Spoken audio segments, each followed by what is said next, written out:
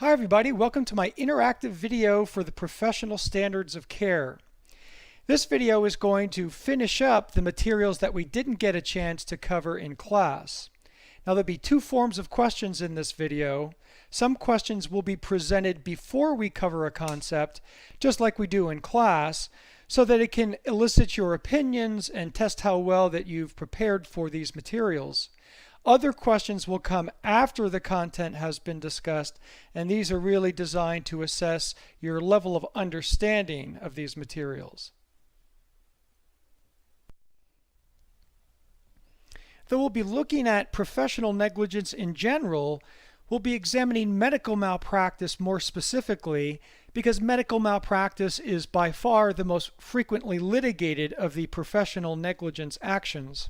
Now, when you're approaching any form of professional negligence, the first thing you want to do is identify the type of negligence being asserted by the plaintiff. And there's two categories here. One form of professional negligence is a performance error, where the professional or doctor fails to perform some task the right way. A second type of negligence is failing to give the client informed consent. This is where the professional or doctor doesn't give sufficient information for the client to be able to make an informed decision about his or her case or treatment. Now, we've already begun to talk about performance errors, and in the first part of this video, we're going to wrap up that discussion. When we're done with that, we'll move on to informed consent, and we'll talk about some of the standard of care issues that arise there. Now, just a brief review of what we've already said about performance errors. So there's a lot of different ways that a doctor in particular might perform incorrectly. It could begin with a misdiagnosis of a condition. It could be that the doctor fails to perform a treatment correctly or misperforms it in some way, or the doctor could fail to provide adequate care after the procedure is over. Now, the standard of care that generally applies to professionals and to doctors is a customary standard. Specifically, a doctor or professional must exercise the degree of skill, knowledge, and care that's customarily exercised by ordinary professionals under the same or similar circumstances. Remember, this means that doctors or professionals themselves, by their custom, determine the standard of care, and that the jury would not be able, in most cases, to second guess that custom using their own independent standards of reasonableness. With regard to proof, we said that because medical issues are highly complex and beyond the sophistication level of average jurors, that plaintiffs would need expert testimony in order to establish exactly what the professional custom is and to determine whether or not that custom has been breached or violated under the facts of each particular case. Now, there is an exception to that. As we mentioned, there could be negligence that is so obvious that even a juror without the aid of expert testimony would be able to determine that it falls far below the standard of reasonable care or customary care for that doctor or professional. In this scenario, the jury could infer negligence and wouldn't need the benefit of expert testimony. Now, the second part of the standard of care analysis really examines the circumstances, and this is where we're going to pick up. That the circumstances could include a question of location, and it also could include a question of the field of practice that that professional or doctor is in. So we'll take a look at that. When we're done with that, we'll also consider alternative standards that might be used in a performance error context. Specifically, we'll look at the standard that may apply for specialists, and we'll also look at what's called the two schools of thought doctrine.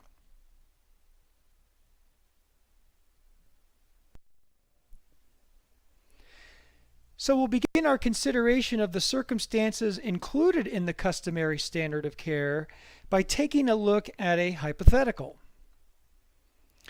Here, the plaintiff visits a rural doctor complaining of depression.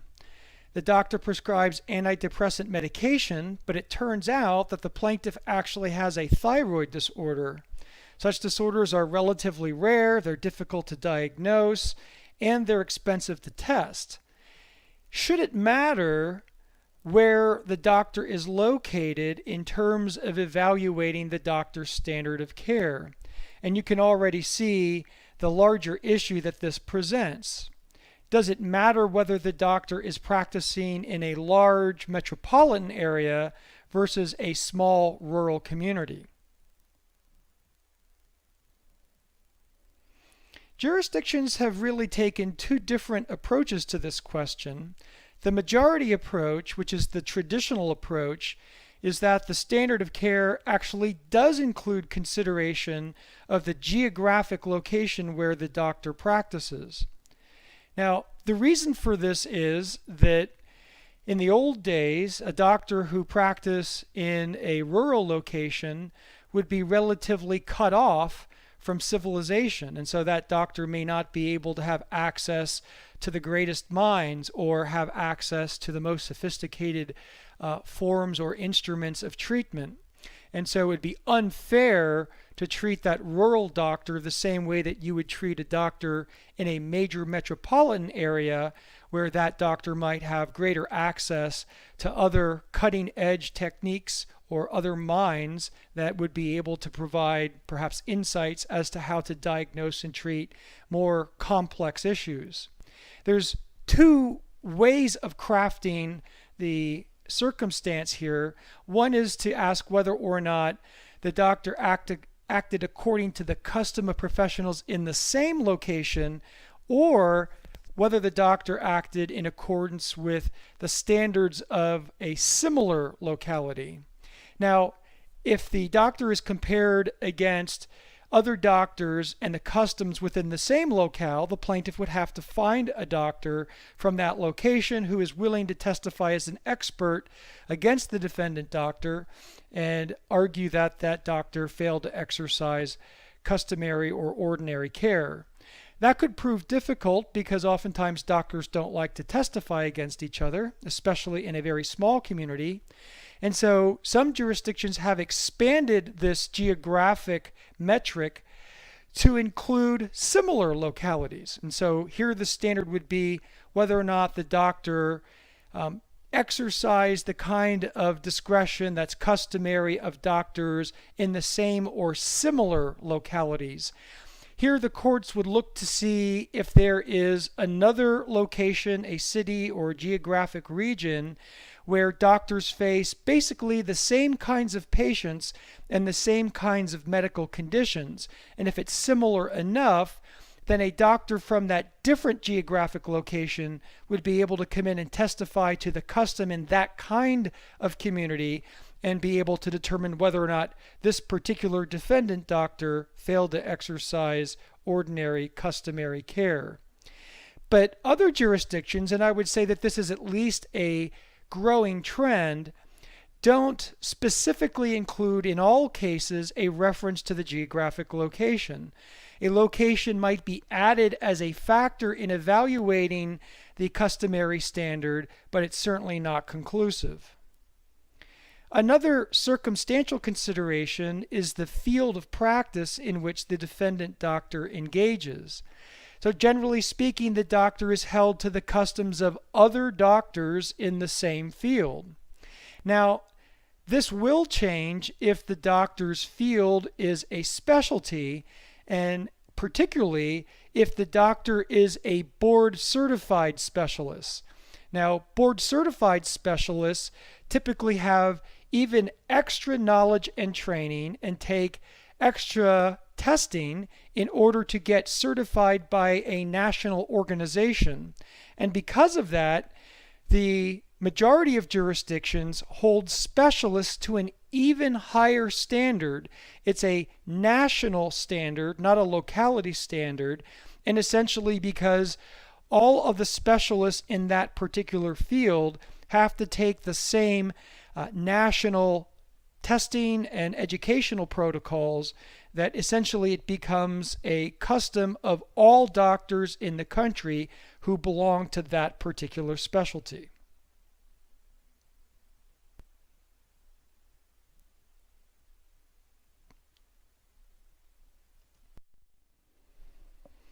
So let's use a graphic here to tie all of this together.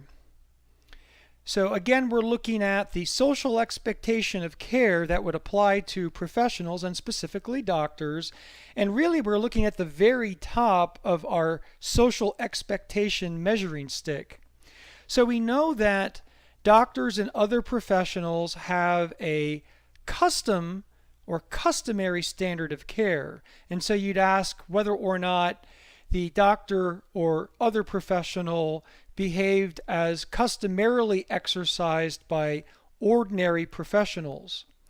You'd also want to include ordinary professionals in the same field, because professionals and doctors are judged against their peers. And finally, in many jurisdictions, in fact most jurisdictions, you'd also add the circumstantial factor that they would be judged against doctors or professionals in the same or similar locality. Now remember that if there is specialized knowledge held by that doctor or professional, such that he or she has a national board certification, that in essence we would elevate the standard to a specialist standard. And so it would be a standard of knowledge and skill held by professionals, doctors, and so forth, with this really high degree of knowledge and expertise.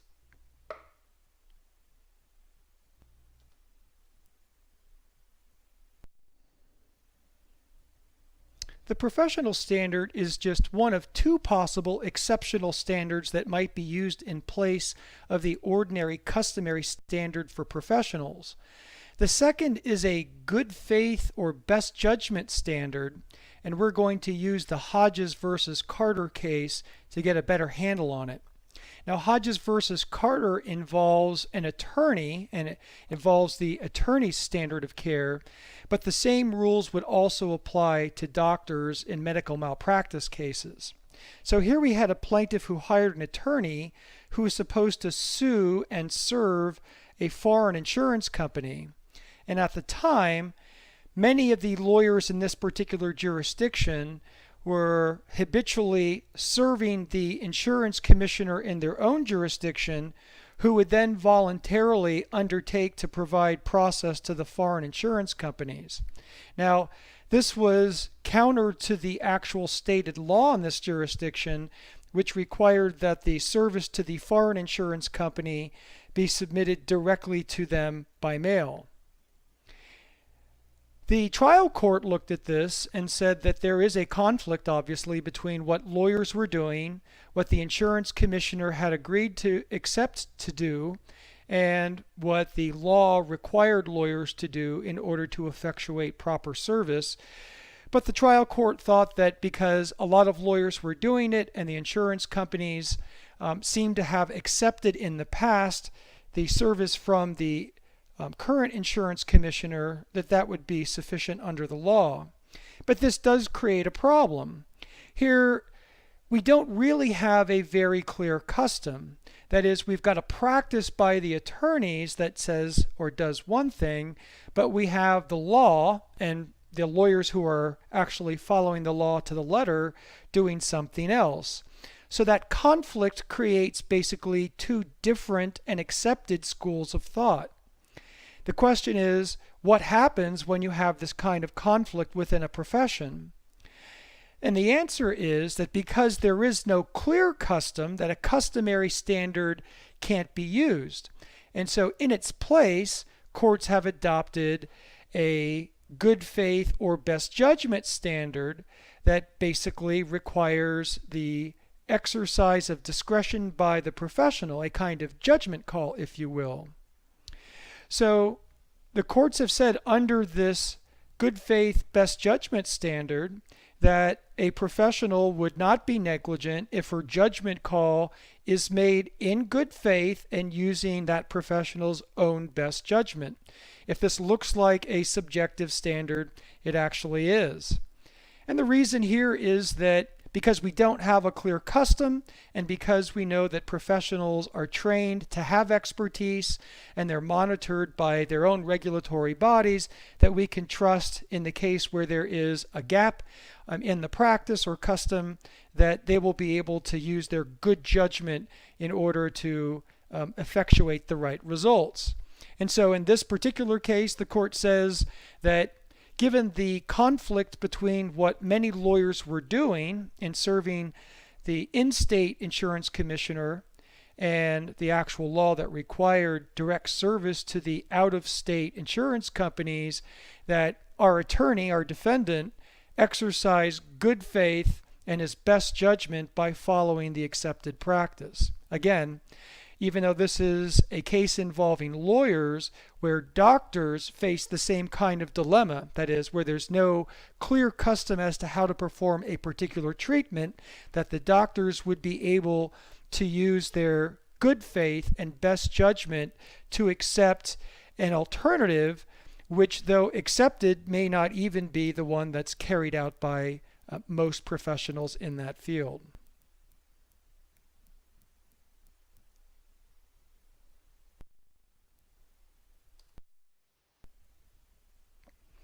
The second type of professional negligence is a lack of informed consent. And although any professional could be guilty of failing to provide informed consent, most informed consent cases are medical malpractice cases. So we'll be using a medical malpractice case to work through these rules. So let's start by giving a general overview of the concept. So informed consent requires a disclosure by the professional, or specifically the doctor, of the nature, purpose, the risks and benefits of the recommended treatment, but also a disclosure of the nature, purpose, the risks and benefits of any alternative treatment. And the underlying policy for this is that we're trying to promote the autonomy interests of the patient or the client. In order for the client or patient to make an informed decision, and certainly in the case of a patient, to make an informed choice about what to do with his or her body, that patient must have all the information necessary to know what's good or bad for his or her interests. So informed consent ensures that the patient gets that information and ultimately makes a true informed judgment about what to do. There is a question about what information beyond the treatment and its alternatives that a doctor or other professional would have to provide. And courts seem to agree that, specifically in the case of medical malpractice, that if a doctor has an economic interest in the patient's treatment, that is something that would have to be disclosed along with the treatment, risks and benefits, and the alternatives. The idea here is that if the doctor, for example, were getting a kickback for recommending a particular product or a particular treatment, that's something that would be in the interest of the patient to know and ultimately would have to be disclosed.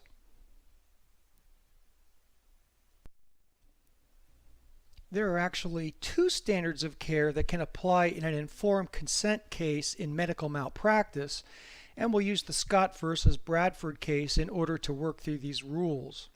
In Scott, we had a patient who sues her doctor who performed a hysterectomy, and by virtue of doing that caused her incontinence.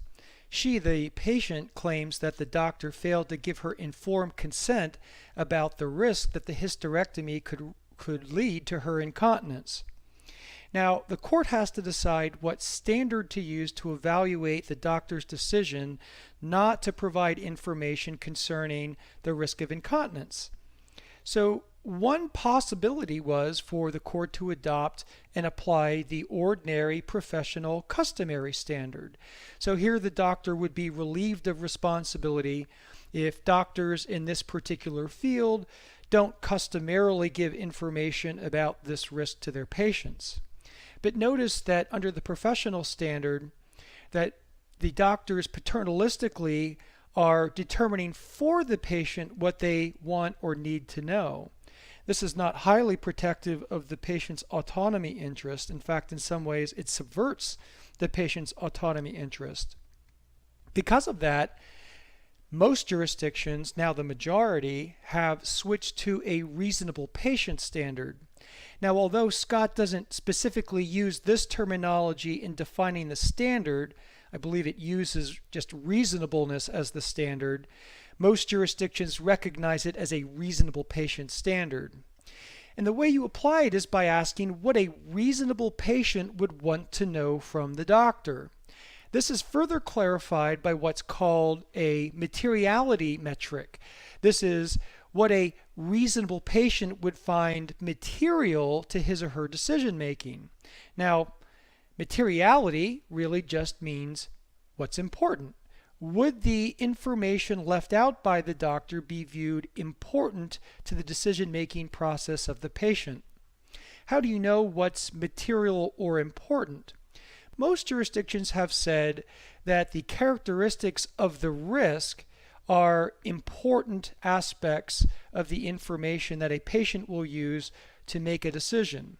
And so that includes both the probability that a treatment or procedure might lead to a bad result, or the gravity of the injury that might be suffered as a result of that treatment or procedure. In this case, the court believes that the reasonable patient standard is the better approach and adopts that standard here. Now, the court below had used in its jury instructions a standard of materiality which was close enough for the court to sustain the verdict for the defendant that was rendered there.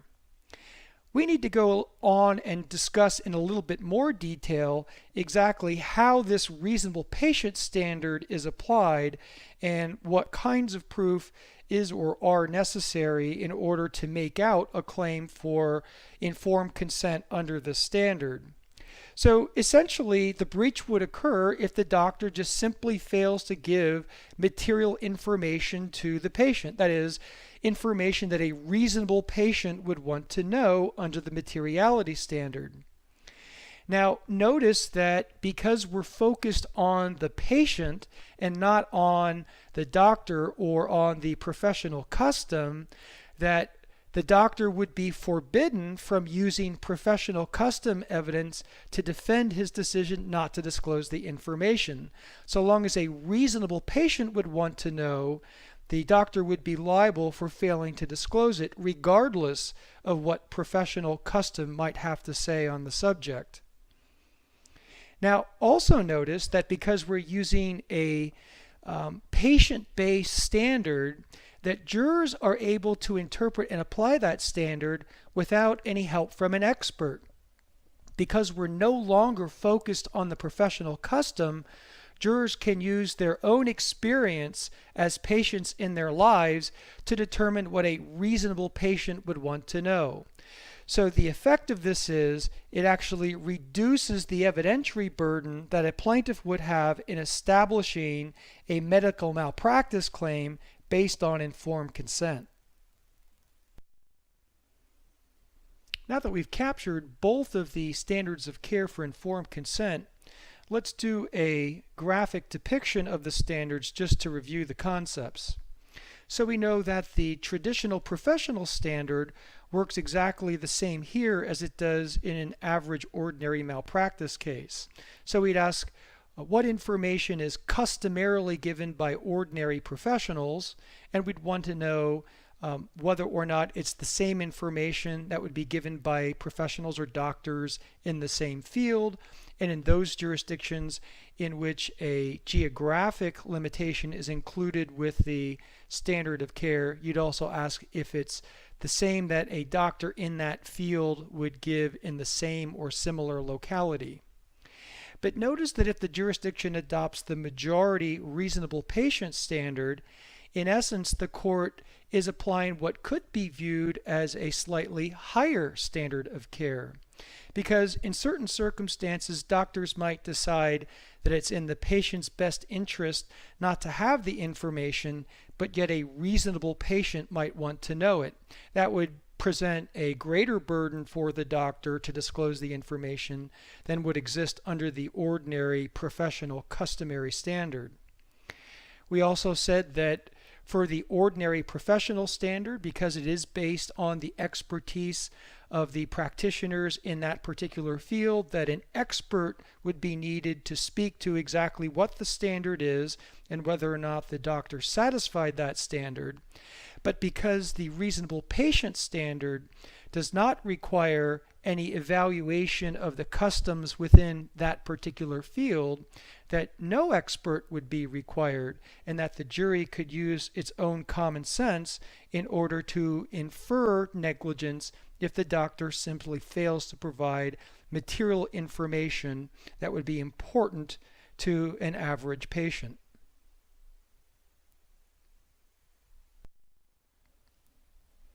While the reasonable patient standard is generally favorable to patients, there are exceptions which do favor doctors.